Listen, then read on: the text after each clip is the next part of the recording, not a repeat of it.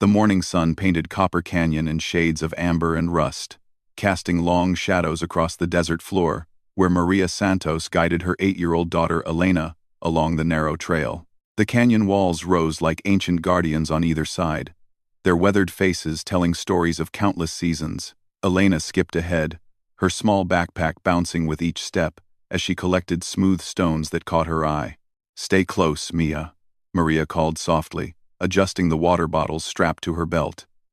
They had started their hike early, planning to reach the old mining settlement before the afternoon heat became unbearable. Elena loved these weekend adventures, and Maria treasured these moments away from the busy restaurant where she worked double shifts 6 days a week. High above on the canyon rim, storm clouds gathered with unusual speed. The weather forecast had mentioned possible afternoon showers, but nothing that seemed threatening. Maria glanced up, noting how the clouds seemed darker than expected, but the morning air remained calm and dry. Desert weather could change quickly, but they had hiked this trail dozens of times without incident. 20 miles upstream, Jake Morrison rode his paint horse Thunder along the canyon's upper reaches, checking on the small herd of cattle that grazed the high meadows. Jake had been ranching these lands for 15 years, following in his father's footsteps and his grandfather's before that. He knew every rock formation, every seasonal stream, and every warning sign that nature provided to those who paid attention. The approaching storm troubled him. The clouds moved with an urgency he rarely saw, and the wind carried a different smell, not just rain, but something heavier, more dangerous. Thunder shifted restlessly beneath him, ears flicking toward the darkening sky. Horses often sensed trouble before humans recognized it, and Jake had learned to trust his mount's instincts. He urged Thunder toward higher ground, following a ridge that would give him a better view of the surrounding area. The canyon system stretched for miles, with dozens of smaller channels feeding into the main waterway. During normal weather, most of these channels ran dry or carried only a trickle of water, but Jake understood how quickly that could change.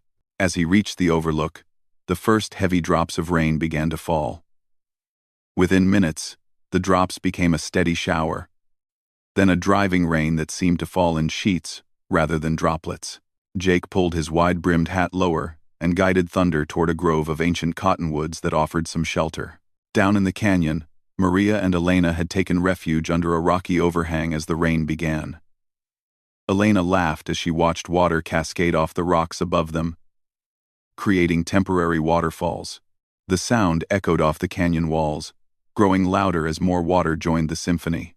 "Look, Mama, it's like a shower," Elena exclaimed, holding her hand out to catch the falling droplets. Maria smiled at her daughter's joy, but something in the sound of the rushing water made her uneasy.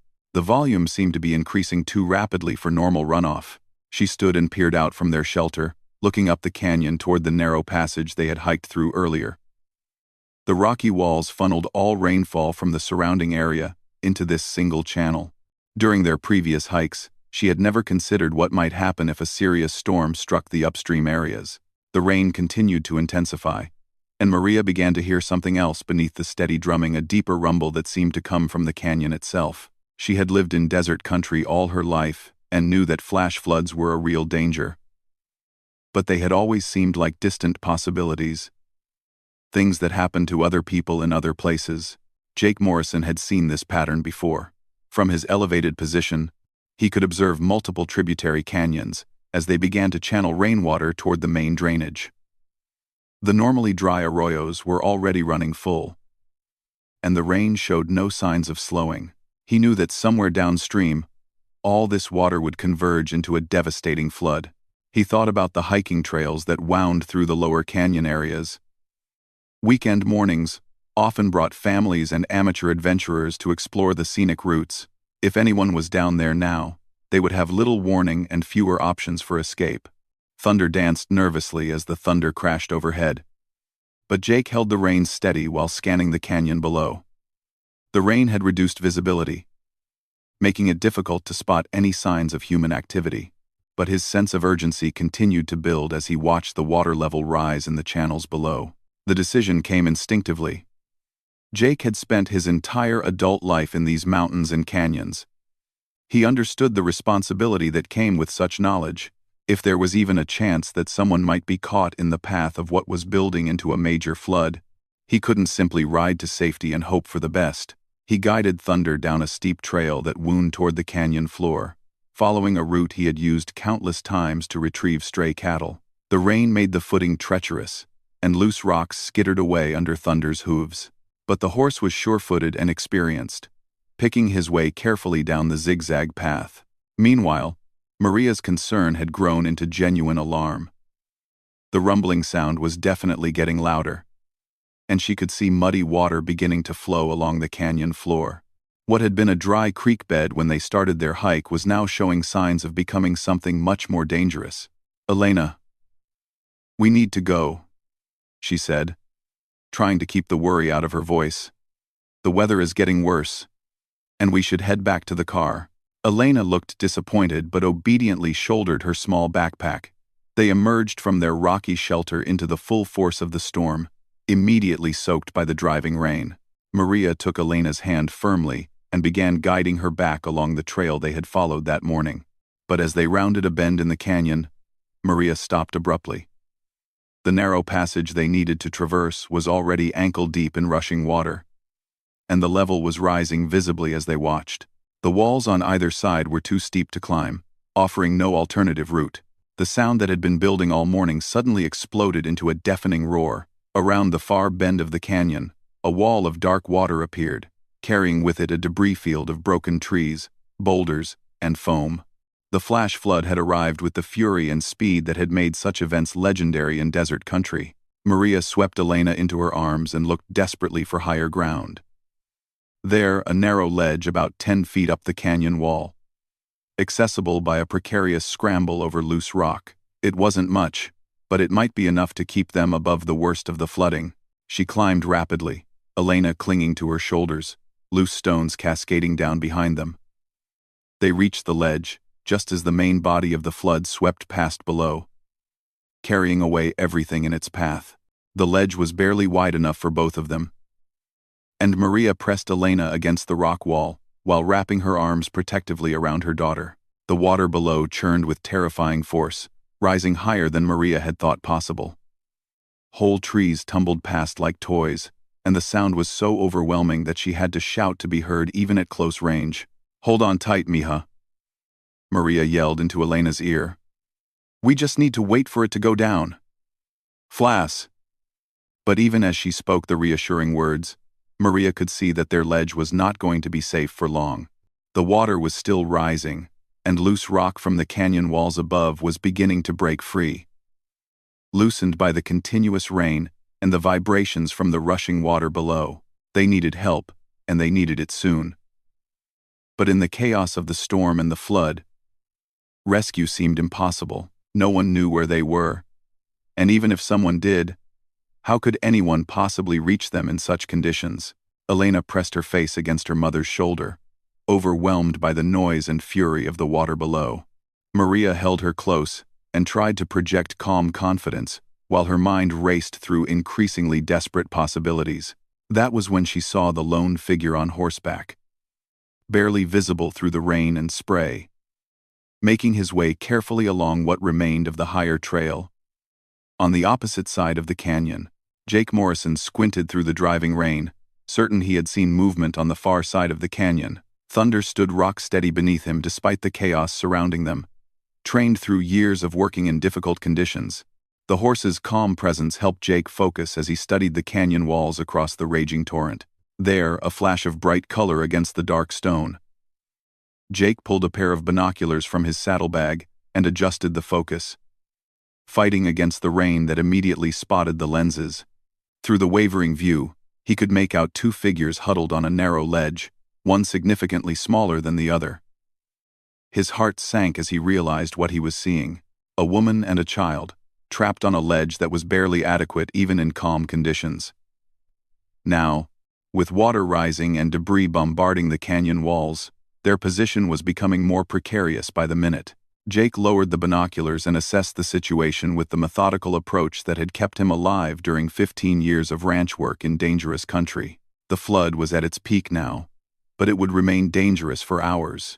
Even when the water level dropped, The current would stay strong and unpredictable. The woman and child couldn't possibly wait that long on their exposed perch, especially with loose rock continuing to fall from the saturated canyon walls above them. Jake studied the geography, looking for any possible approach.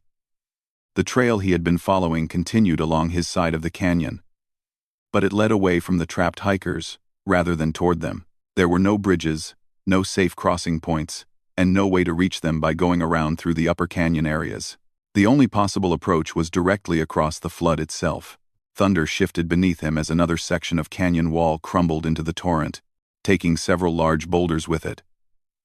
The horse had carried Jake through countless dangerous situations, but this would test every ounce of the animal's strength, intelligence, and courage. Jake dismounted and checked his equipment. His lariat was coiled and ready at the saddle horn, made of strong manila rope that could support considerable weight. He had a knife, basic medical supplies, and some emergency rations. More importantly, he had a lifetime of experience reading water and understanding how horses moved through difficult terrain. He remounted and guided Thunder closer to the water's edge, studying the current patterns and looking for the safest crossing point. The flood was carrying massive amounts of debris, but there were brief gaps between the larger pieces, windows of opportunity that might allow a horse and rider to make it across if they timed everything perfectly. Across the canyon, Maria had spotted the horseman and was waving desperately, trying to attract his attention. Elena clung to her mother.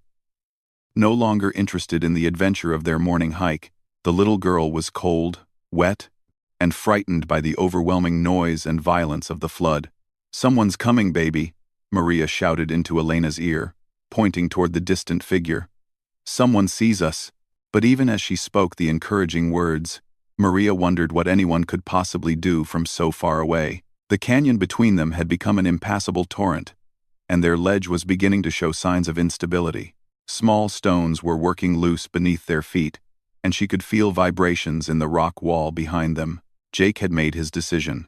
He loosened the lariat from his saddle horn and began forming a loop, working quickly but carefully despite the rain that made everything slippery. Thunder seemed to understand that something significant was about to happen. The horse's ears were forward, alert, and ready. "Easy, boy," Jake murmured, his voice calm despite the adrenaline coursing through his system. "We've done crazy things before, but this might be the worst yet." He guided Thunder to what appeared to be the best entry point, where the current seemed slightly less chaotic and the debris somewhat more manageable. It was still an extremely dangerous proposition, but waiting would only make things worse as more water continued to flow into the canyon system from the ongoing storm. Jake touched his heels to Thunder's flanks, and the horse responded immediately, plunging into the muddy torrent without hesitation. The shock of the cold water and the immediate force of the current nearly unseated Jake, but he maintained his grip and let Thunder find his footing on the rocky bottom. The horse was strong and experienced, but the current was relentless. They were immediately swept downstream, fighting to maintain any control over their direction. Jake used his weight and the reins to help guide Thunder toward the far bank, while keeping constant watch for the debris that could kill them both in an instant. A broken tree trunk as thick as Jake's waist came spinning toward them. Thunder saw it too, and managed to sidestep just enough to let it pass, the rough bark scraping against Jake's leg as it swept by. The horse was working harder than Jake had ever seen, muscles straining against the current while trying to maintain footing on the uneven bottom. They were making progress toward the far side, but the current was carrying them well downstream from where the woman and child waited. Jake would have to work his way back upstream once they reached the other side, assuming they made it that far. Another piece of debris, a section of fence post with barbed wire still attached, came tumbling toward them. This time there was no room to dodge. Jake threw himself low against Thunder's neck as the wire scraped across his back, tearing through his shirt and leaving burning scratches on his skin. Thunder stumbled but recovered, and Jake felt the horse's hooves finally find purchase on a more stable section of bottom. They were nearing the far bank, but the current was still strong enough to sweep them further downstream if Jake wasn't careful. With a final surge of effort, Thunder lunged toward the shore and scrambled up the muddy bank, water streaming from his coat and foam at his mouth from the exertion. They had made it across, but they were now several hundred yards downstream from the trapped hikers. Jake quickly assessed their condition. Thunder was exhausted but sound, no visible injuries despite the battering they had taken.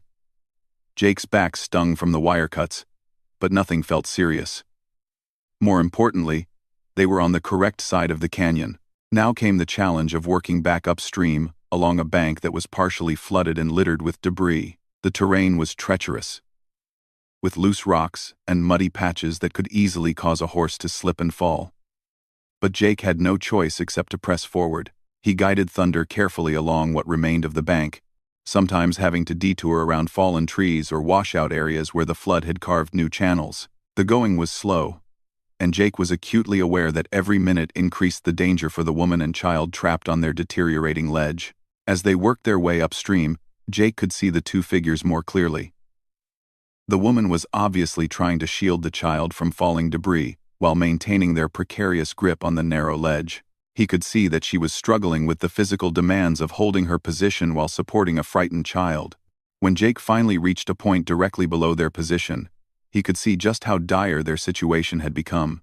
The ledge was even narrower than it had appeared from a distance, and several sections of rock above them were obviously unstable, held in place by little more than friction and habit.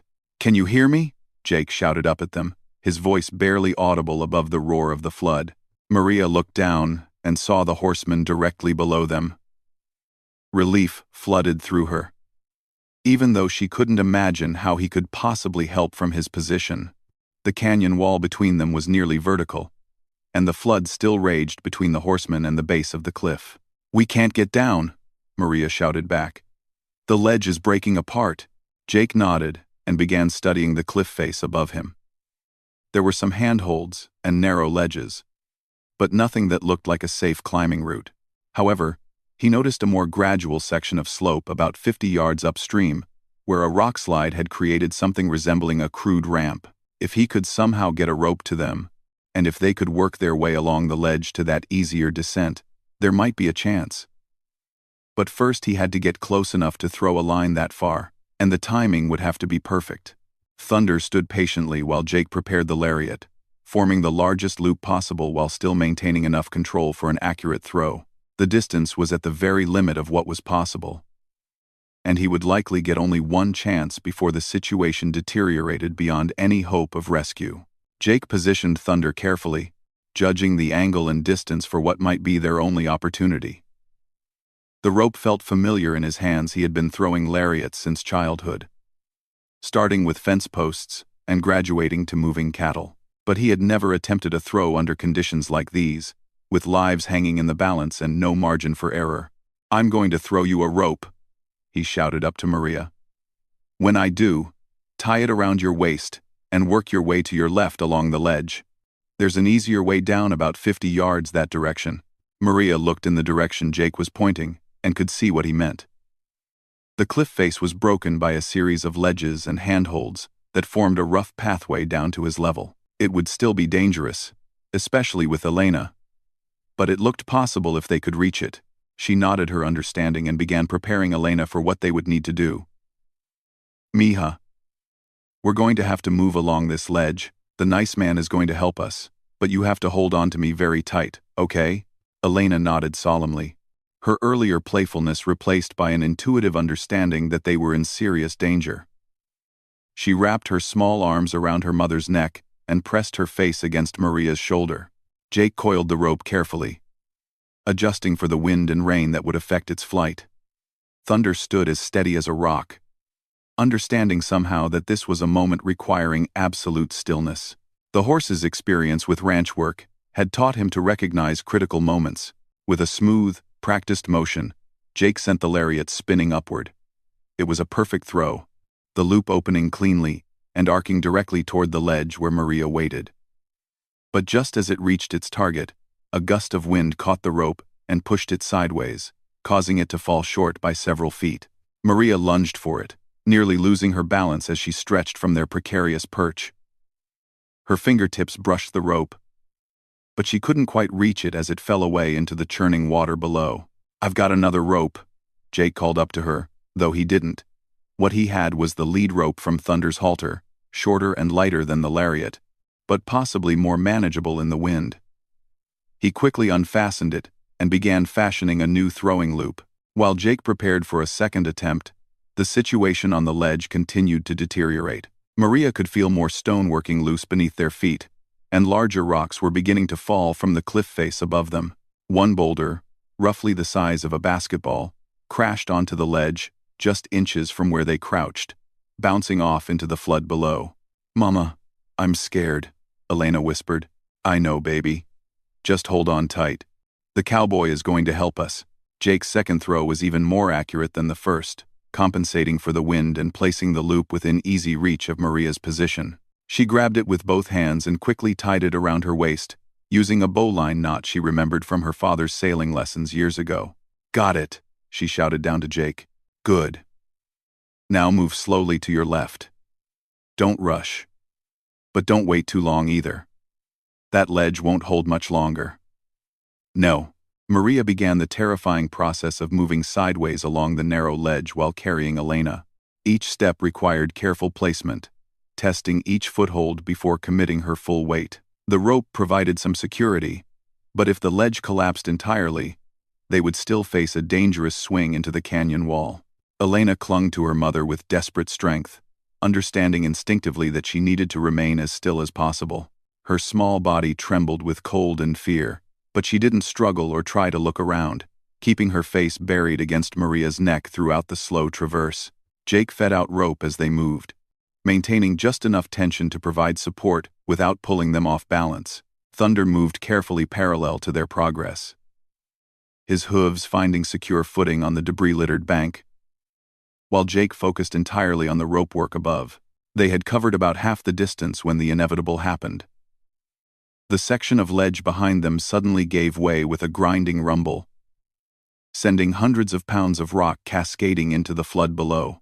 Maria felt the vibration through her feet and picked up the pace slightly, knowing that their former position would have been instantly fatal. "You're doing great," Jake encouraged from below. Almost there. The final 20 feet proved to be the most difficult, as the ledge narrowed even further and the handholds became less reliable. Maria had to test each grip carefully while supporting Elena's weight, and several times she felt loose rock shift ominously under her fingers. But finally, they reached the beginning of the more gradual descent that Jake had spotted.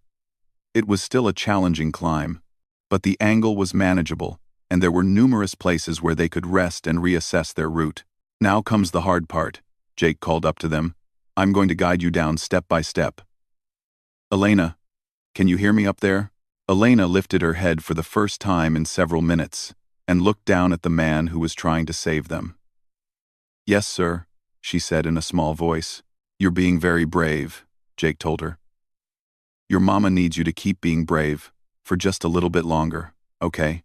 The descent took nearly an hour, with Jake talking them through each move and Thunder providing a stable anchor point for the rope. Maria's arms ached from supporting Elena's weight, and both of them were shivering in their wet clothes, but they made steady progress down the broken cliff face. There were several moments when loose rock shifted dangerously under their weight, and once Maria slipped entirely, saved only by Jake's quick reaction on the rope and Thunder's instant response to the sudden load. But gradually, they worked their way down until Jake could reach up and lift Elena from her mother's tired arms. "I've got her," he said as Elena transferred her death grip from Maria to this stranger, who had risked his life to save them. "You're safe now." Maria collapsed against the canyon wall for a moment, overwhelmed by relief and exhaustion.